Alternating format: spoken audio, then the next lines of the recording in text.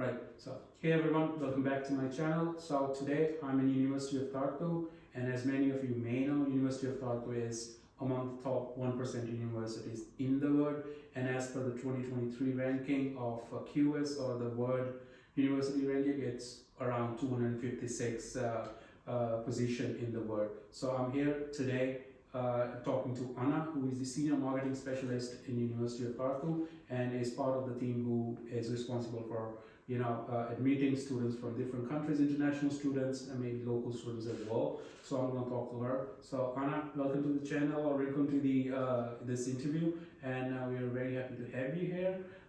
Can you briefly tell us about yourself? Yeah, thank you so much for inviting. As you mentioned, my name is Anna Branets, and I'm a Senior Marketing Specialist at the University of Tartu. And this is my fourth year that I'm working for the university. So I'm more in charge of the marketing activities, meaning recruitment of international students to our international degree programs. Okay, and so you mainly focus on international students, or students from within international students? So only international students you're working with? Yes. Okay, so before we go into details, how many students you already have, or like how many countries you have students from studying in University of Tartu, considering University of Tartu is the oldest university in Estonia and in the top 1% as well? Yes, so we have students from more than 100 countries, more specifically 101 country. Okay. And then we have about 14,200 students in total, and from them probably 13% are international students. Okay, right. So you have students from more than 100 countries. That's amazing. Yeah. And these students are mainly studying the English programs being offered by the university, or there are some students who are also enrolled in local language or Estonian language programs as well? If the international student can speak Estonian, then they can be enrolled to Estonian programs as well. Okay, but majority is in English programs? Yes, majority is still going to be in English programs, because in order to apply to Estonian programs, students need to have enough proficiency of Estonian, which should be approximately like B1, B2, even B2 this year. And medical programs even require a higher level of Estonian proficiency. Yeah, now I've been here for almost 4 years now, and I'm still at A2. I still can't call myself B1, so I understand how difficult it is. Okay, so how many programs are being offered in English by the university at the moment? So at the moment we have 31 programs that is offered in English. Okay. That are offered in English. Okay, and is the number is increasing from past few years? Like I don't think the number was the same maybe 2-3 years ago, was it? Yeah, previously we had definitely less programs. So since I'm working here, we have 3 new programs. First one is teaching Russian as a foreign language at Narva College, which we started probably 2 years ago, exactly 2 years ago. Last year we have a new program which started the first intake from actually this semester. So this program is called Entrepreneurship in Economic Policy Making, and then we have a new program which will have the first admission this year, and this is a digital administration program. Okay, so these 31 programs that are being offered in English are both at bachelor and at master's level, right?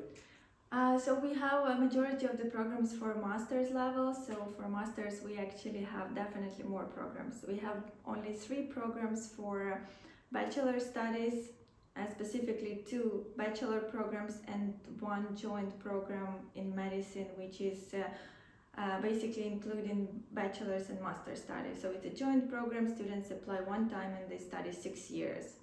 And then all of the rest programs, basically 28, if I could calculate correctly, we have 4 master's programs. Okay, right. So obviously we have a lot of programs offered in English, but I just want to have my focus on maybe business programs and on programs related to IT. So I'm sure the admission process for many of the programs would be around on the same levels or the same policy, except the medicine, right? So we can exclude that, but we can talk about general criteria for getting admission in University of Tartu. Yeah. Yeah, it still would vary from program to program. So in general, definitely we are going to require the previous education documents. So if person is applying, for example, for bachelor studies, so there should be a certificate about the secondary education. If the student is applying for masters, there should be like a certificate of bachelor studies, of graduating bachelor studies, together with the transcript of records. So this is like a regular requirement, I guess, of every university. Yeah. There is nothing new about that. So we require English language proficiency, and we offer different tests that could be taken, mostly international tests. So this could be, for example, IELTS, TOEFL, Cambridge test, Pearson test, or tests taken at the University of Tartu. There are also exempt categories for those people, for example, who were studying in English-speaking countries, or those people who were studying in the European Union as a full-time student. So there are the exempt categories which are listed on the website, which is also possible to consult while applying. So these are going to be like the two general requirements that we have. But of course, when we go into the program, there might be more requirements. For example, if we are talking about computer science or software engineering or robotics, for example, or innovation and technology management, so obviously there are requirements to the bachelor's diploma. There are requirements to the courses that should have been taken during bachelor studies. So these should be definitely consulted before applying to these programs. Then, if you are talking about our admission process, so it's quite easy. It takes place online. We have different deadlines for bachelor's and for master's programs. So basically now the admission is open, and it's gonna last for master's programs until March 15, and then for bachelor's programs until April 15th. Okay, so you told us about the bachelor and master's program. So when a student applies for it, so they can reach out to you, and then you will consult, look at their documents, assess it, and then let them know if they are eligible or not. But I just want to ask you spoke about the English test. So if, let's say, you guys want IELTS or TOEFL, what is the minimum score that you're looking at or you are accepting? If you're talking about IELTS, we are requiring 6.0, and each part of the test should not be below 5.5. If you're talking about TOEFL, then it should be 75, Cambridge 169, and then Okay, right, and that is a mandatory part. And yes. So basically, if the applicant doesn't have enough of the points for language test, then the documents are not going to be considered further. So this is very important to pay attention while applying. Okay, but is there any other requirement? Because maybe I heard wrong. A couple of years ago it was said to get admission into University of Tartu, an international student may have to go for a GMAT or other kind of test. We don't have a GMAT test. GMAT test is conducted only by Daltech University, so we are not requiring GMAT test. Okay. But then at the same time, for example, if there is a student who is applying to bachelor program, for example, we have business administration, then the student will need to take an online test, which will be offered by the University of Tartu. Okay. So that would be another entry requirement for bachelors of business program. Yes. So for business, for example, the admission criteria are going to be based on motivation letter and on this online test. Then, for example, if we check like computer science or software engineering, then the admission criteria is going to be based on motivation letter and average grade from the previous education. Okay, and there is no interview for these programs? No, there are no. Okay. Then if we check robotics, for example, then there are going to be again motivation letter, and there are going to be a choice, not a choice, but if basically student graduated from one of the programs listed on the website, mostly from Estonian universities, then the average grade from the diploma is going to be considered, and then if basically student graduated from other programs but again meet the requirements of the courses that needed to be taken during bachelor studies, then the student applicant basically need to take the test. Okay, so the requirement, as you mentioned earlier as well, that it could differ depending on the program and the school that one is applying for. Yes. Okay, and what is the program that you see students, especially international students, taking more interest in? I think like IT programs are quite famous. I can also tell that business administration's program are quite famous. We have around like 200, maybe even more applicants, and for example, we have only 25 study places. As well for IT, we have more places, but then we have also more programs such as like, I don't know, as I mentioned, computer science, like software engineering, robotics, but we always had a lot of students applying. At the same time, also, we have many students applying to social sciences.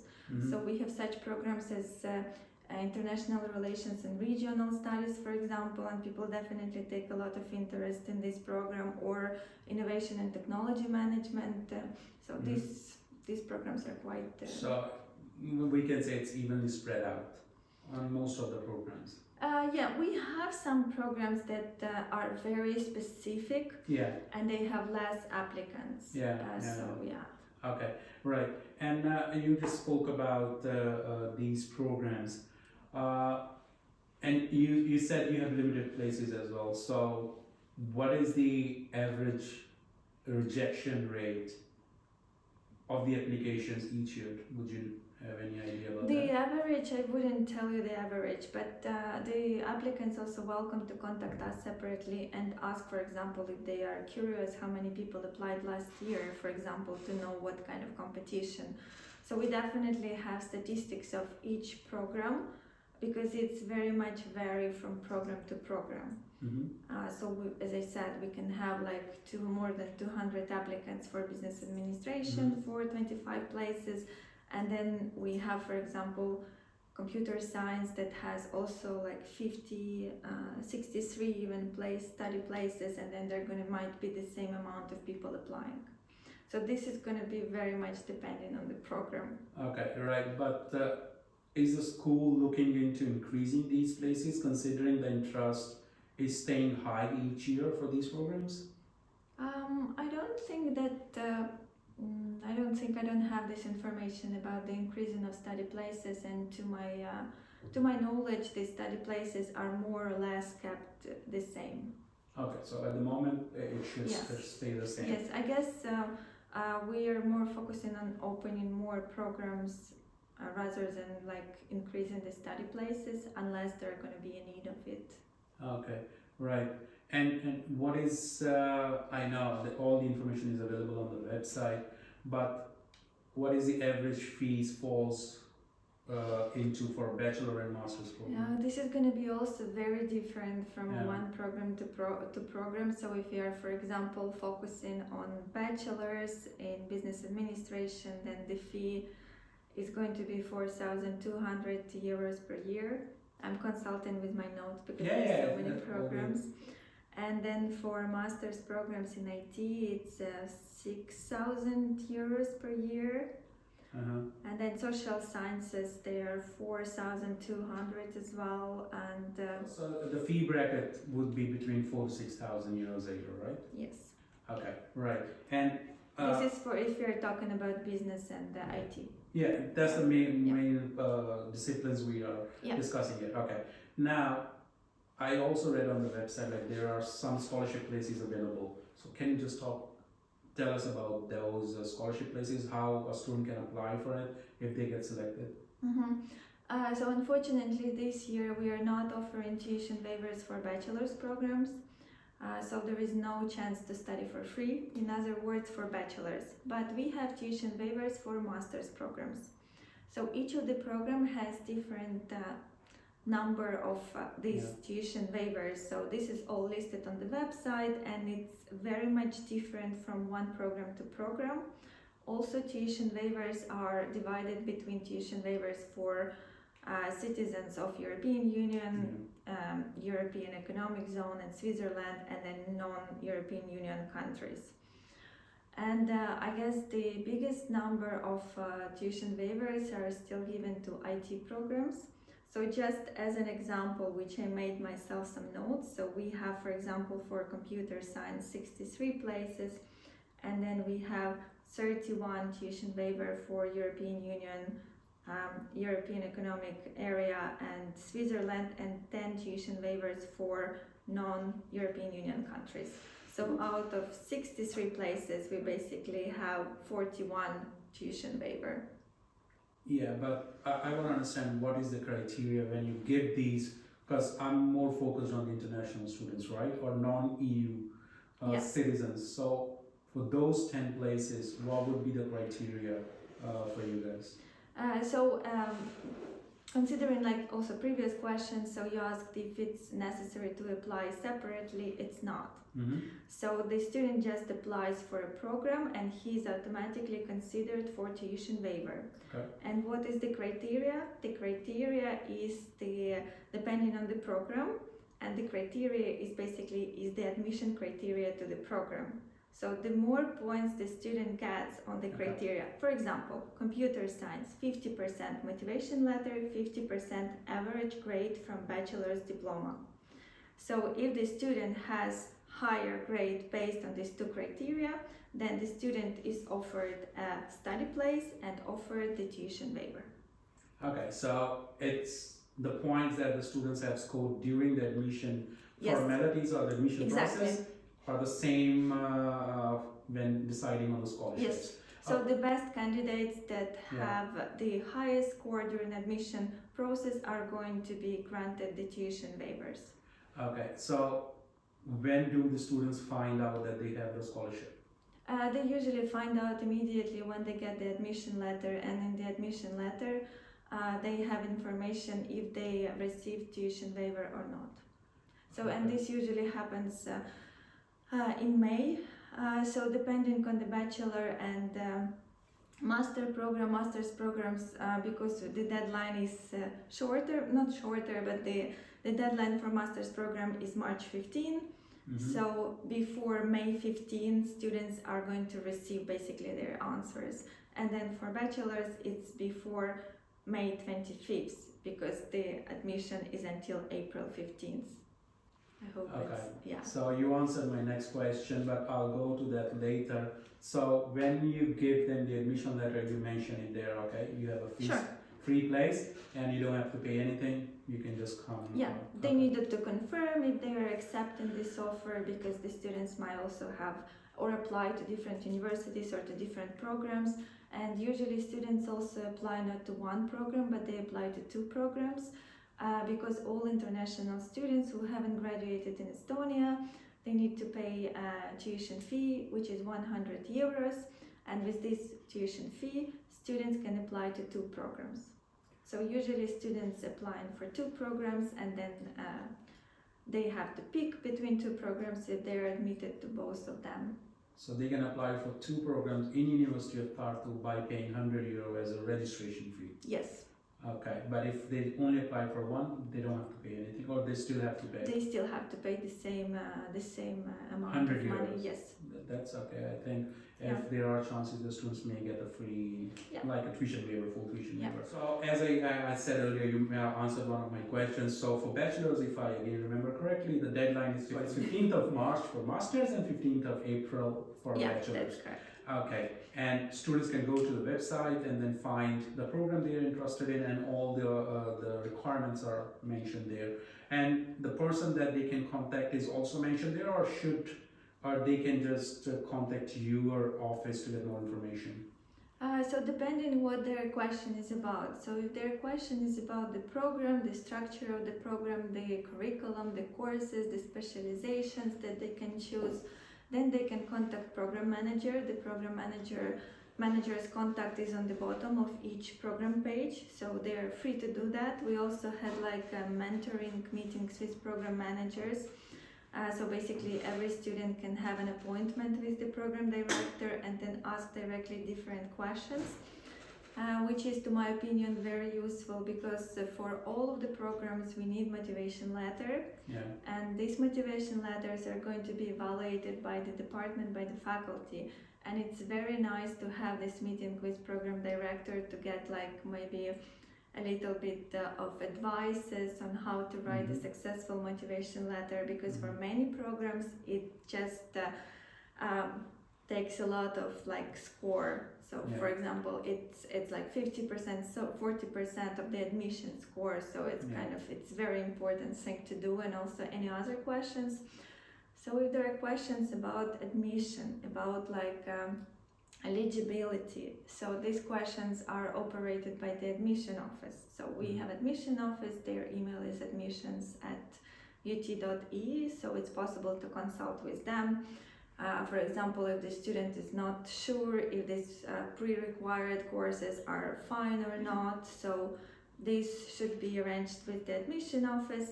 And then from our side, we can basically, there are visits, for example, to the university, or if people like need help to connect with people or don't know where to write, they can also contact us. Okay, and I remember a couple of weeks ago you guys had a webinar, right? We had admission webinar, yes. Yeah, so do you have any more planned, or first if you can answer that, then I'll ask a follow-up on that as well. We have, so basically admission webinar was online with the director of admission office and then the team who was helping to answer the questions. We received quite many, more than 300, and it took us 2 hours to answer them, but we managed to answer all of them. We are planning to have Open Doors Day, which is going to take place on the 1st of March. So it's going to be in person in Tartu at the university library, but we're also going to stream all of the info sessions online on our YouTube and Facebook pages. And I think it's also worth to mention that Open Doors is mostly for bachelor students or medical students. Okay.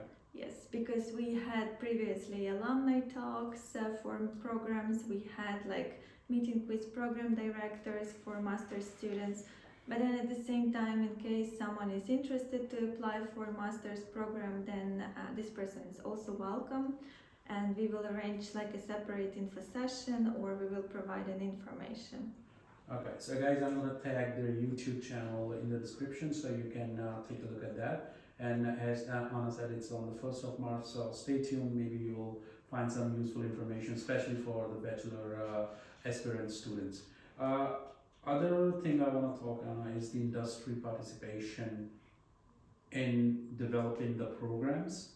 Is there any partnership that University of Tartu has with the industry participants that you guys take their input while developing your curriculums for some of the specific programs? So we have this industrial program for IT programs, as I mentioned, for software engineering, for computer science, when the university is collaborating with a range of different companies, and basically gives a chance to students to have a kind of an internship in different companies. So the students are assigned to a certain company and they have like a real experience outside of the classroom, which is very important for future career. And these students also get quite a good scholarship, to my opinion. It's 900 euros per month. But there is again an application process, so this program lasts only 1 year. Okay, so with these industry internships, in which semester, but it's a 1-year program you said, and after how long starting the program they go for these internships?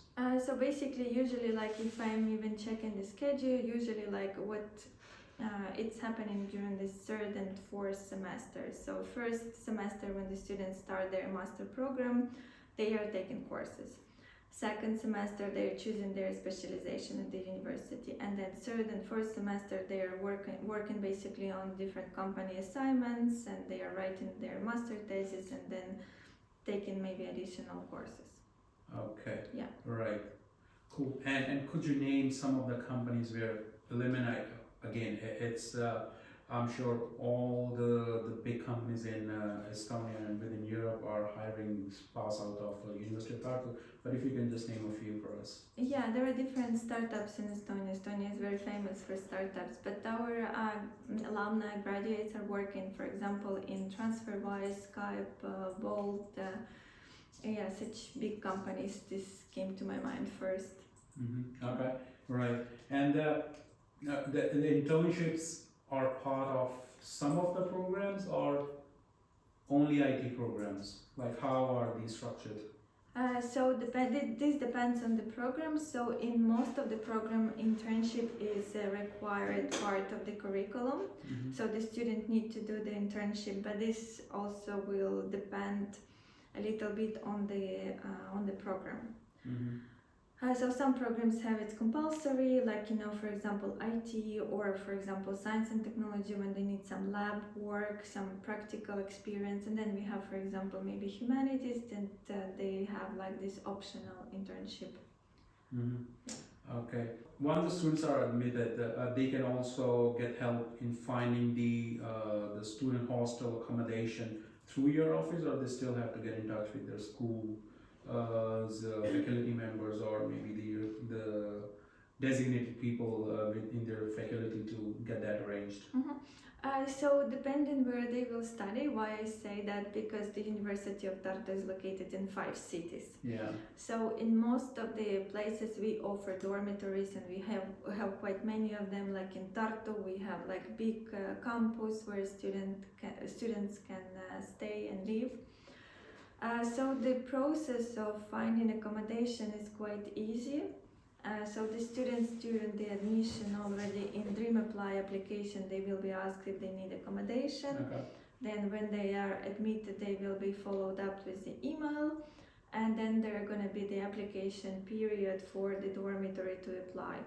So they would need to apply, prepay some first months to make sure that they're going to get the place or get the whole room. It depends on them.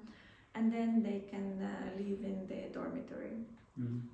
So if there are no places, for example, we don't have dormitory in Tallinn, but we have the program there, International Law and Human Rights. We have law school there. So there is a possibility to find some accommodation, and there is, for example, we have our office like Study Abroad Center that is helping with the different suggestions and advices. We also have a student guide that we are sending, indicating different links or places where students can find accommodation, different even Facebook groups, so they can get the possibility to get it cheaper. Anything else you want to add from your perspective, being an admission teams person? I can add that I definitely encourage everyone before applying to check our website, because we have all of the information on the website, and definitely it's going to help to understand what is required. I would not suggest to leave the application to the last day, as many applicants like to do, because sometimes there are some documents that needs time to be prepared, or for example the English test. So make sure that all of the documents are in order. And we also recommend to all of the applicants maybe to check out their application before, create an account. So basically in Dream Apply you don't have to apply immediately, you can just check it out and then start slowly to upload in documents. Then I definitely, because many people they don't know they don't understand. So many applicants they do not pay much attention on the motivation letter. And motivation letter is quite important it's required for all of the programs, and for all of the programs it's quite a big percentage of the admission score. So that is something that is very important, and it shouldn't be done like in the last night, let's say. So you should pay attention on that. If you have any questions, we have also exact requirements to every motivation letter under each program. So the Commission would like to have answers on certain questions that are different for each motivation letter, so please check it out. Do not write like very general, do not do the plagiarized, because it's all going to be checked. Try to avoid some grammatical mistakes, because it's also not going to look good in the eyes of the Commission. And if you have any questions, please write and ask. Just do not apply and then there's going to be a mistake and then there's going to be a problem or something. So it's better to ask than to apply and then have something not in order. So definitely our admission office is answering very fast, and if you have any questions, it's better to just to clarify it or make sure that everything is in order and then apply, and then wait for the admission result. I think these are very small details, but very important details that Anna just mentioned. Grammatical mistakes, not putting enough thought into your motivation letter, and taking it to the last minute and thinking, okay, it's just an upload and it's only going to take 2 minutes. Please don't do that. If you're really interested in getting admitted into University of Tartu, again, why I'm emphasizing it's on the university name, because of its reputation. It's very difficult to get into these high quality institutions, right? So if you're really interested and motivated, make sure you put in all the efforts, and the competition is very high. I've been staying in Estonia for almost 4 years. Trust me, it is really difficult to get into this university. So put in all your thoughts. And as after speaking to Anna and the other colleagues in the office, they are really helpful. They are really open to answering all the questions and directing the students and anyone who needs information in the right directions. So please follow the instructions, and I hope that this information will help you, and some of you should be able to find some suitable programs that will help you out and matches your interest and start your journey with University of Tartu. Thank you very much, Anna. That was really helpful. Thank you for having me.